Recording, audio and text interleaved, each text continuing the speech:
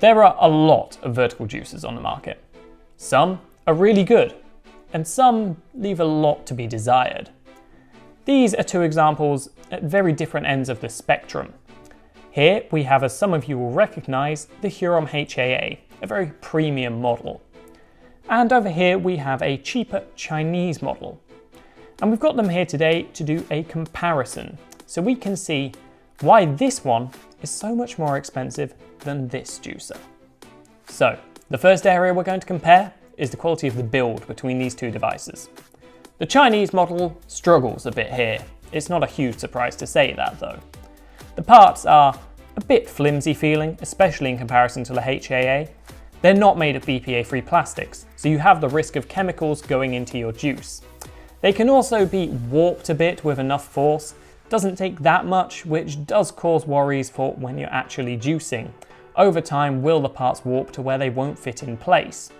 Another big issue for the Chinese model is the assembly time. It took me, an experienced juicing enthusiast, about 10 minutes to get this thing in place and working correctly. Now, the Huron over here took me 10 seconds, possibly less than that if I was really pushing myself. Big difference there. And this wasn't so much because it was a tough juicer to put together. The parts just don't go well together. They aren't built perfectly enough to allow much wiggle room. They're either in the perfect position or they're not going to fit. And you will never get that lid on until they're in the perfect position. The other key area that we haven't discussed in terms of build quality is the warranty. Now, whilst this isn't a statistic of the build, it is a good idea of how confident the company is in the devices. Now, Chinese models typically only have a 1-year warranty, if that. This Huron here has a 5-year warranty, and some Omega juicers have warranties going up to 15 years. You have a lot more options when you go for a more premium model.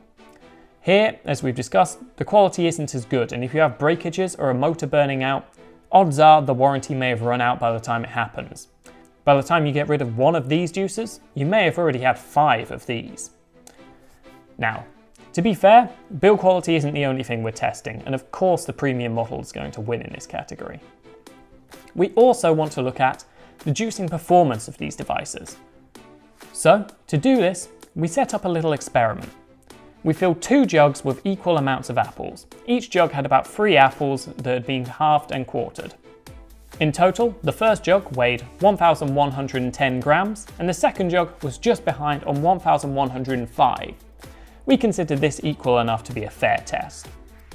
The first juicer we tested was the HAA. Overall, as discussed in the review, this is a pleasant juicer to work with.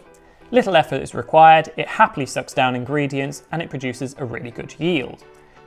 The pulp was also bone dry, and there wasn't much of it, which is always a good sign because it means you've really got the bare bones, no juice left in the pulp. Now, the Chinese model was a bit of a different story.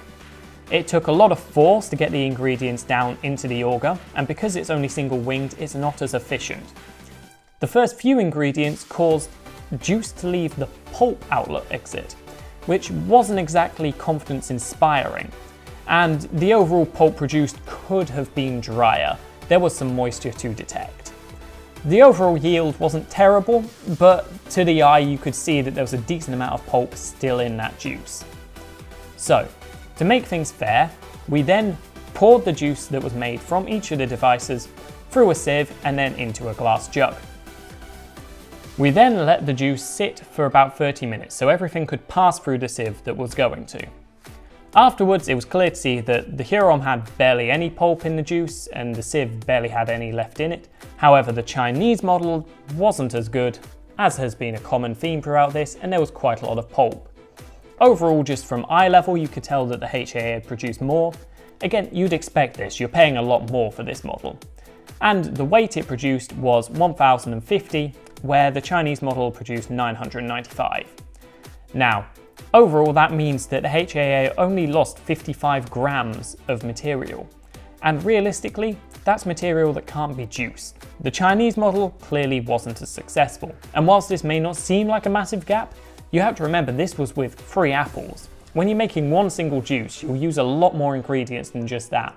And if you're making bulk, then you're going to use even more. Over time, the wastage will increase. Overall, the HAA is worth the money. If you want enjoyable juicing that can be set up quickly, that produces a good yield with no wastage, then yes, it's worthwhile.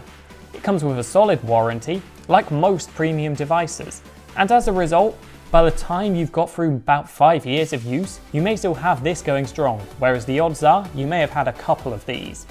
That's also not accounting for the fact that over time you'll make a saving in the ingredients needed to buy. To make the same amount of juice with this as you do in the HAA, you're going to need more ingredients. It's as simple as that, it doesn't have as good yield. Overall, we'd still say that having a juicer is better than none. There are plenty of other budget options out there, but if it's so tight that you can't afford even a Samsung, then getting a Chinese model isn't a bad idea.